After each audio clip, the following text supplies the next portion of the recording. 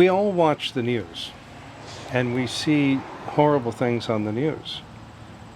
In Church, or in Nova Hmm. Scotia, or in the United States, or in Afghanistan. And you watch that, and I can understand being motivated as an artist because Goya and Guernica and Václav Havel, many times in our history, we need an artist.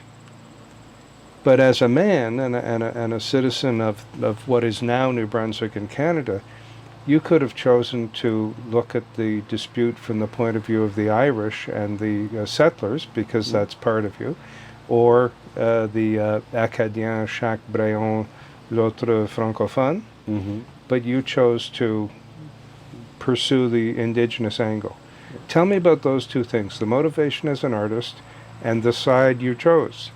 Well, I always had a little bit of history that taught me that at first, when you first arrive, uh, especially the Acadians with the McGraw, we bonded together, and I had old pictures of family pictures of my ancestors, and the native woman would always be called Mary. Well, we baptized them, but on the picture, physically, you notice it was native, pure blood native, you know.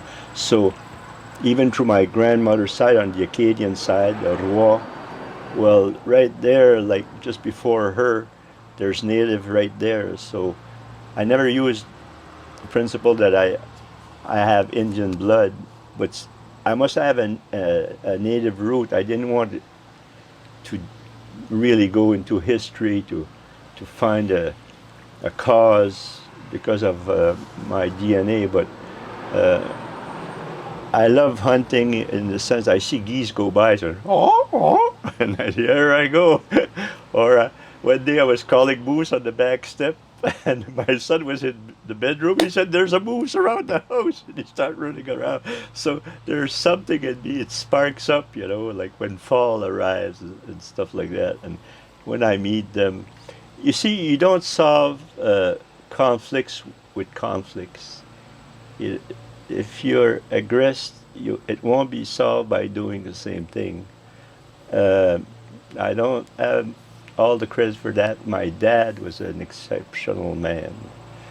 I think he only had grade 8, and he learned a trade, and he was told quite often to speak white, and he learned English, but it didn't bother him because he helped me learn English, and there I'm doing an interview in English. Who would have thought? Well, it's a plus. If we can understand that, it's always a plus. If I had 10 languages, I mean, I could help translate certain situations. So uh, I was drawn into that. I don't know if I can answer your question, but there was there's always an urge, but that typically that culture, the native culture, touched me more than any other conflict or other differences in cultures, because you see, I was so in one direction that as an artist, I told myself it can't be all of that. There's something wrong in this story, you know. And later on, when I started to learn that as we arrived, the settlers, well, the first thing we did is get grants, and it was like, it's official, it's the Queen. For them, that would go with the season, and there was no territory. When they start crossing the fields, well, they were chased, and my God, they don't know how to act. This like we're civilized. We want it all. Like, the boat can sink, but we want more. So it was so handy to just park them on the side. So as I went along, I don't know if my native blood is starting to boil, but it sort of started to rev me up. I had so many examples when people would come and visit my gallery. One time, I'm going to tell you my approach to. I like to show a painting, one of my paintings, and wait for a response, and then figure out where to go from there. So there's an elder couple that lands on at my gallery in Pukmush. This is a little village to start with. And I live along the river, and I built a gallery in the back. It takes guts to do that. And I receive people from almost every country, delegations from France. I mean, amazing.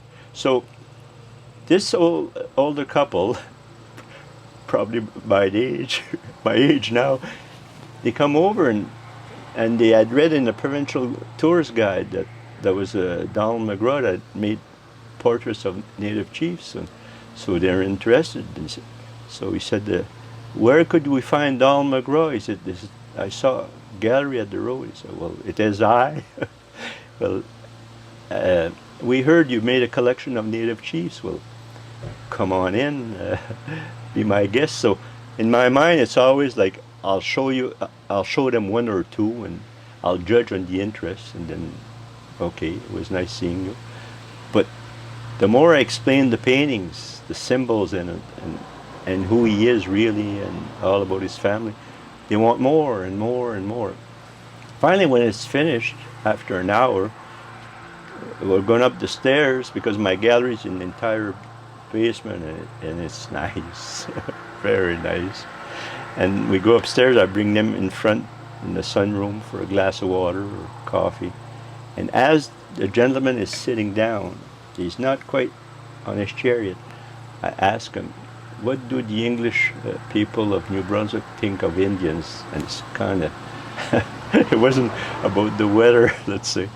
And he turned around and he said, "I can't speak for all the English people of the province or Fredericton," he said, "where I'm from, but I can speak for my relatives and maybe a few hundred people that I know. And what they say about Indians is almost the same as French Acadians. It's not always that nice. But let me tell you a story. My daughter was working out west, and when she left her job, there was a little Indian girl that was abandoned on a reserve. And when she left, she adopted that little girl. She brought her back to Fredericton and into our family. And his wife was beside him. He said, "Me and my wife, we helped raise that little girl." And last year was the day of her graduation. She got out of a car across the road, all excited, and she ran across the road. We were outside. She got struck by a car and she died on our front lawn. And he put his head down. It seemed like minutes. And then in my mind I was going, "Oh, Don, you shouldn't have opened that box." And then he raised his head and he said, "Don," he said, "we have quite a few grandchildren in our family. She was the best we ever had. Ask me now what I think of Indians. I can answer." So this journey of mine, I could tell hundreds of stories like this. This is my reward, because the value of the painting, I sold it and I bought it back again. There was a special museum that was supposed to be built for it in Richibouctou in order to thank them, and then the government flipped, as it happens once in a while, and then the other leaders came in and said, "None of this," and I just had to sit back, and then I contacted the person that wanted to give the collection to the museum for 40 years because he didn't want to leave only expensive cars to his children. He wanted to leave something of value. And I called him back and said, "I'm willing to buy it back." It takes guts to do that, especially when you earn. The good years at the beginning when I made 15,000, 20, 25, at the end I could make a salary 50,000 for a while. In order to do that in a little village, I'm not from New York here, and I'm not a celebrity, but I'm willing to get up at 5 in the morning and work till midnight. And to do this 30 days or 45 days to do one painting. And every morning when I get up, I'm so excited. I grab my cup of tea, King Cole, and I just get into my studio and let's do this. And What is the difference between work and art? if you find your journey, your path, your calling, if you find it, it will never be work. If you do something that you love, if you have a dream while you're young, if you're connected to what you should be doing, some people call it a little voice, but I just see that energy, that special energy that guides you. The first artist I met, I was 4 years old in my grandparents' house, which I converted into my first gallery. It was an old house. There was a oil lamp on the table, and it was dark except that little glow of that lamp. And at the end of the table, there was an old man, and he had a piece of brown paper, and he had I remember the pencil he was using, it wasn't really sharp, and I was standing just beside him, and ma mère came over, my grandma, and she said, Don, dérange pas Pépé, don't bother Pépé, he's working. He was doing little sketches. And what he was doing was he carved granite with chisel that he built himself. Monuments, absolutely unbelievable, in granite, like all the flowers in it, and the fleur de lis, and I mean, monuments. But I always thought it was like a little dream I had. Come to find out, he passed away 1 year later. I was 4 years old at the end of the table looking at him. I saw him. I saw him. And I went back last year and I helped preserve the monument. And I knew it was real because I got close to the cross. As I was coming down, I was cleaning it, and then you could see all the little details. It was absolutely unbelievable. He had done it for his wife and his son, who passed away at the age of 31. Okay? And when I finished that, it was a spiritual journey. I knew that I met my first artist. And from then on, I'm a kind of a solitary guy. I like friends, but I like it quiet. I would go into my room when I was 6, 7 years old, and I would draw birds. And wildlife was always there. And I drew birds, and all little. And the only thing my father could do is, if we had visitors, my father would say, Don, Donald, go get your drawings. And shoo, I was gone. A challenge. Michelangelo would get so tired from hammering the chisel onto a sculpture that he'd close his eyes and almost have a little nap in the middle of his work. It was tiring. With your work, you talk about working for a long, long day. You'd have sore eyes. You'd have a sore shoulder or back or hand from the painting for so long. That sounds like work. Yeah, the reason I would know I was tired was like in the evening, late at night, I would become heart sick, and I wonder, okay, what's going on there? I don't feel that good. Maybe I skipped my supper or something. The feeling when you don't have any energy left. It's not hard work. If you have passion, nothing can be hard. If you don't like what you do, you're watching. I don't have a watch. I don't keep time. But if you don't like your job, you're always staring at the watch or thinking about Friday, like what you're going to do on the weekend and stuff like that. But when you're into this, the only thing I do is there's always problem solving in the work. When it's completed, even realism, people figure, oh, it's so simple. It's just like he copies it and he does this. But the only thing I would do is get referenced in order to remember the details.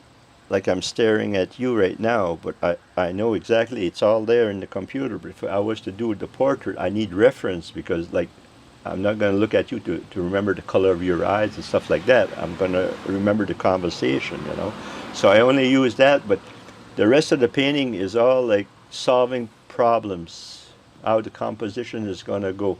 And usually the answer happens about 5 o'clock in the morning, just before you wake up. Something that was challenging the night before. It's as if your subconscious keeps on working, and then you wake up, oh, I know where this is going to go now.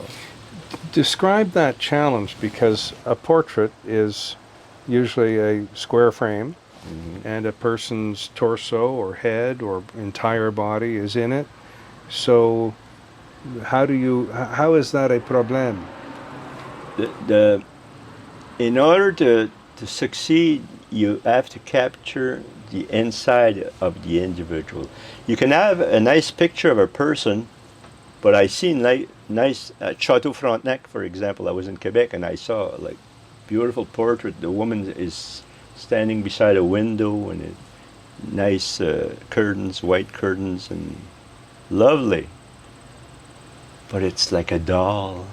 Like there's no life inside. It's like Andrea del Sarto, not real. No. Too perfect. Yeah. To be human. Yeah. If you don't have the human, if you don't have the character and softness of Marguerite Labillois, if you, well, what could I say? I wouldn't even make an interview, because and you really have to believe by yourself.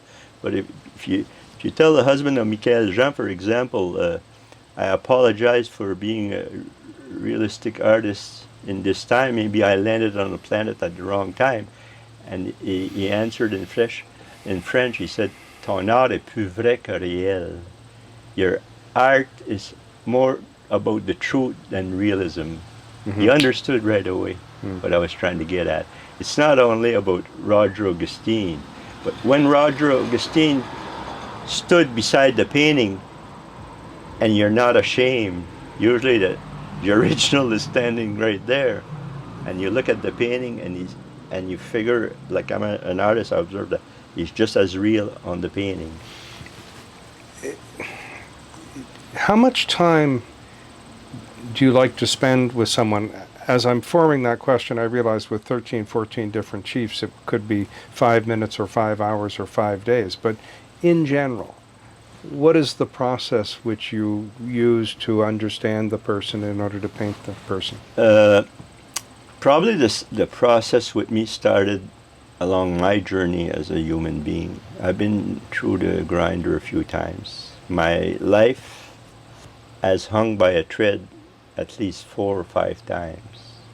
People have died with me. A boating accident, my uncle drowned right in front of me. And the last thing he told me, if you don't panic, Denal, you're going to make it.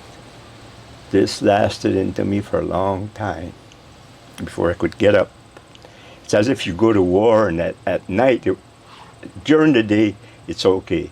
At night, it's as if the demons arrive, come to greet you.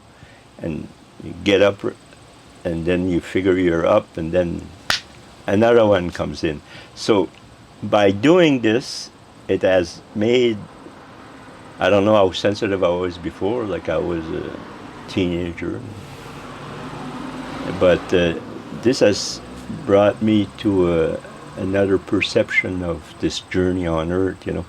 Some days I don't go there, but other days when I reflect on the chance I had to have challenges like that, it was probably my biggest gift, because I wouldn't paint the same thing. I wouldn't be, like when they started calling me a wildlife artist, because I was doing birds and trees and paintings like that, I always said, I would give interviews, I said, no, as long as the bird doesn't fly away from the branch, I'm going to keep on trying.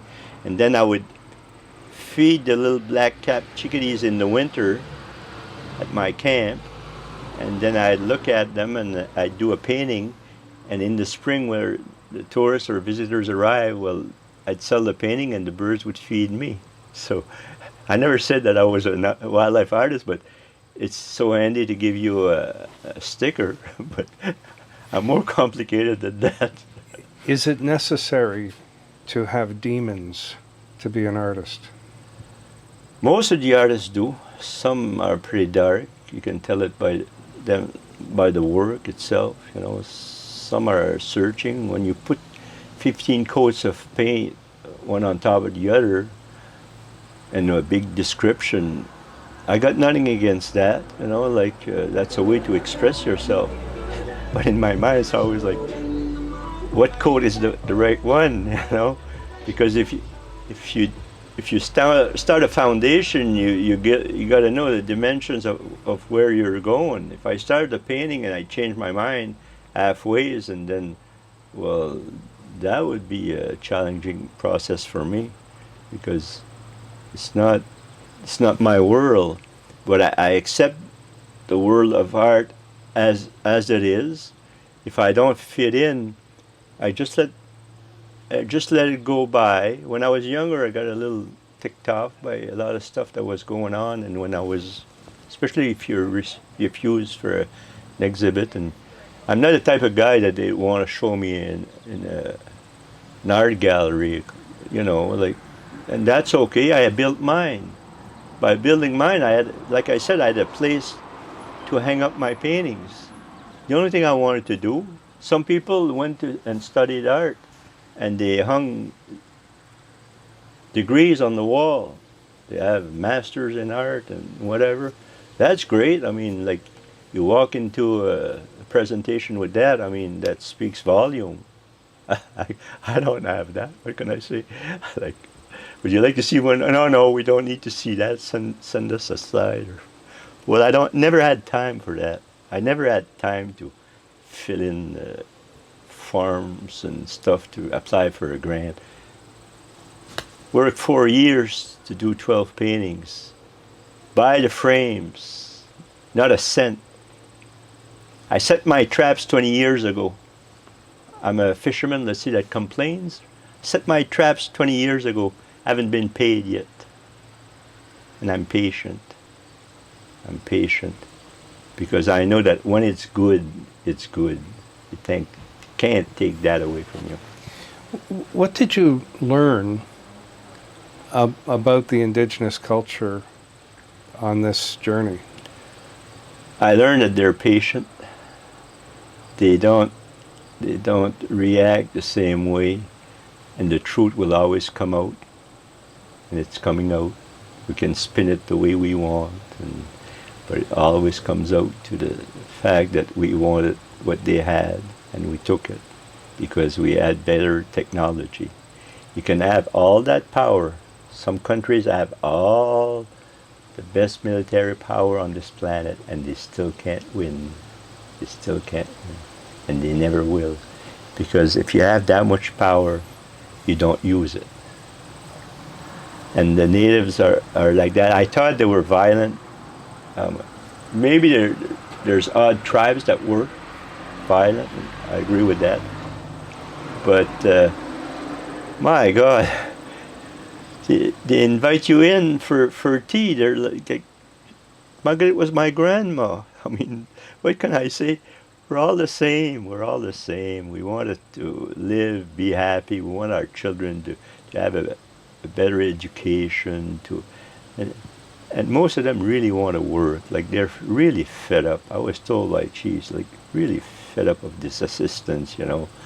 While you're treated as lazy, and then this is what they want you to be, lazy, so you don't desire to fish or to get what we took, and we can manage our resource. Oh yeah, well, but the native will just go on, keep on going.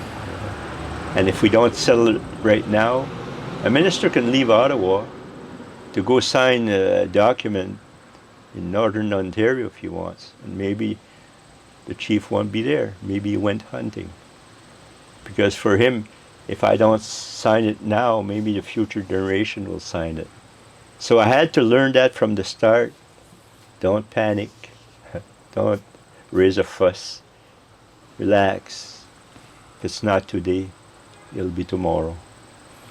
Now, you speak well of Chief Akagi of the Beskotamakati. Are there special things you learned about them and their relationship with their neighbors? Yeah. You, he's a special breed because he doesn't look at the position he has like for personal gain. Like if he does something, an interview or whatever it is, he'll do it for the right reason. If there's not a good reason, he won't do it. He won't do an interview or come out publicly if it's not for the cause, you know. It's not about him and his ego. So in every chief, I've learned something different, you know. And in 2014, I had another example. I met the council of all the chiefs of New Brunswick. They were all present, you know. And I went there to ask a letter of support,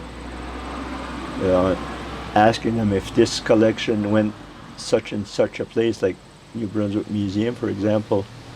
I wouldn't want to be like passing over your desires and telling you what's good for you, but I came here just to ask if it would be okay. I got a standing ovation from the chiefs. And then the one made a proposition right there at the meeting, and then it was unanimous. It was carried forward unanimously right there before I left. But it was in 2014, and I didn't have the letter yet. I didn't know where it went, and I could have blew a gasket if I wanted to, because it was demanding just to get to that meeting. And I never did. Recently, Roger Augustine made it a point to write a letter, and he was chairing that meeting. I was there, and this was the proposition made by certain chief.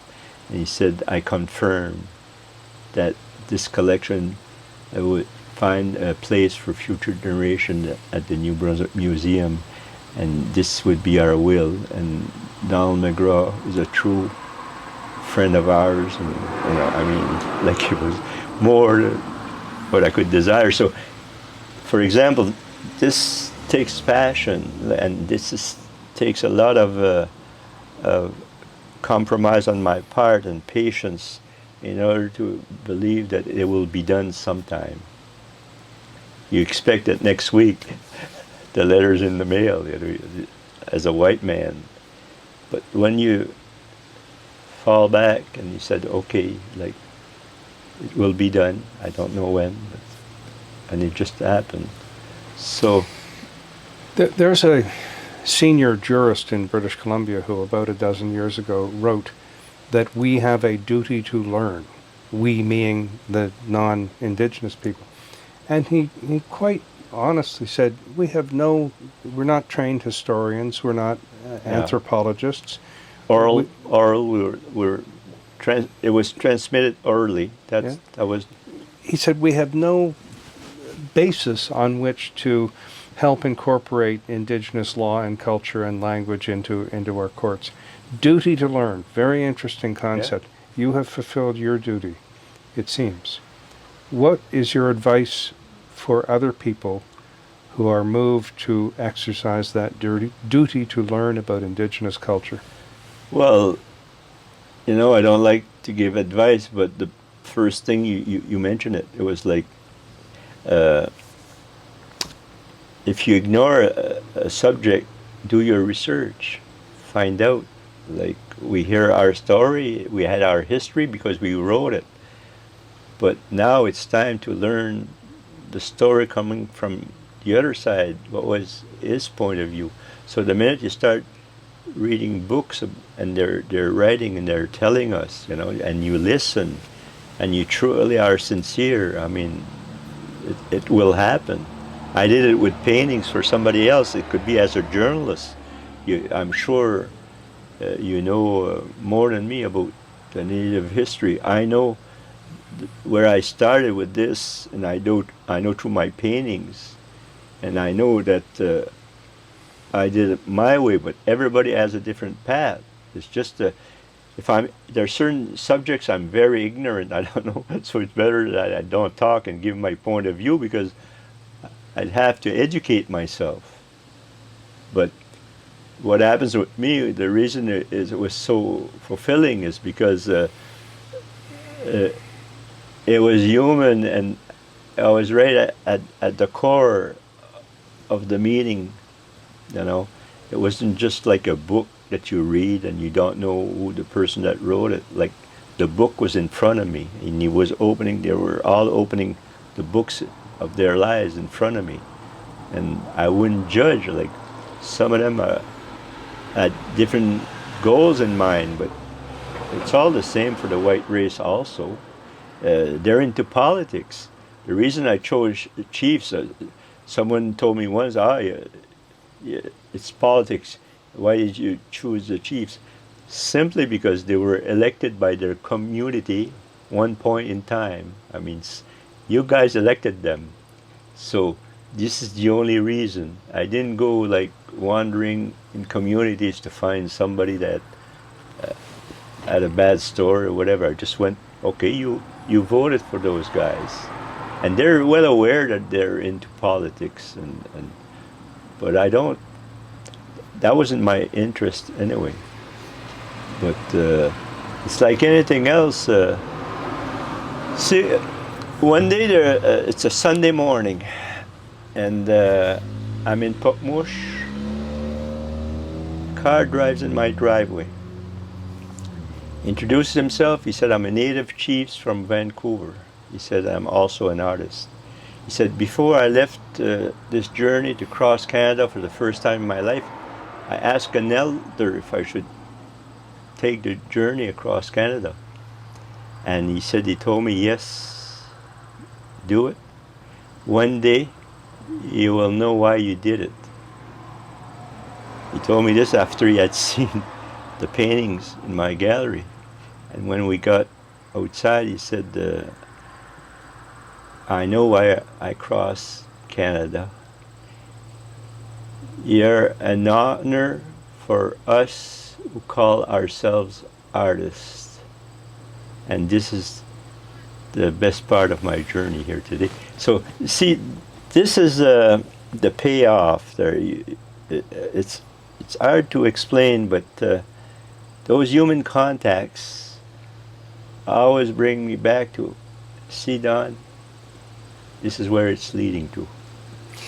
But we are in an era of political correctness and woke culture, where some people would say if you're Irish or Francophone, you should not be speaking for or even about Indigenous people and their causes and culture and history. Have you been confronted with that challenge? Yes, but for me, there's an easy way out. I simply tell them, for me, this was my experience. I'm not speaking on their behalf. And what was so good about the documentary that's on YouTube, it's like they're speaking. Not only that the energy gave me the will to do the paintings, but now the paintings are speaking, because they tell us who they are, what they think about, I even had a chief who's lawyer. He cried on my shoulder. To get a lawyer to cry, I mean, come on now. After that, well, he said, you can come back anytime, but leave the camera crew at home. After a while, when years go by, you figure this out, you said, what? Yeah, this is pretty good. So they even had a chance to speak about the work. So it's like just beautiful. But I'm not an expert on culture. I'm not the one that's going to go up front and say they're about this, they're about that. For me, it was about something. I only hope that some other people, when they go there, and there's a little catch, eye to eye respect. If your attitude inside is still like, okay, now we need to teach you what life is all about nowadays, it won't work. But if you're sincere and you're open, they will sense it. because they're connected. Some people, native people, have lost their ways. Like a lot of young people in this generation, this time and age, because it's going so fast. What was going to take 50 years before, like before it went from the horse and the buggy to the automobile, you know, like there's major transition that you can't go back on, like new technology right now, like 4K camera staring at me, like I know I'm vulnerable. The wrinkles are gonna stick out, but this is the time we're in. We can't go like you'd be tired with that on your shoulder anyway. So we have to adapt, but we have to keep what's precious inside. You know, treat ourselves as human beings for God's sake, and you know, don't always refer to religion. I shouldn't go that route, but my God, God is in, or the energy is inside of you. I mean, let's stop kidding ourselves there about vengeance and burning in hell and getting on our knees. You know, my prayer, I go to the shore, I go to the sea in the morning, like we went last week there, and it was Sunday morning, and I just open your arms and say, wow, wow, isn't it great to be alive? Thank you. This is a receptive gesture in Buddhism. Yeah? Yeah, I think so. Yeah.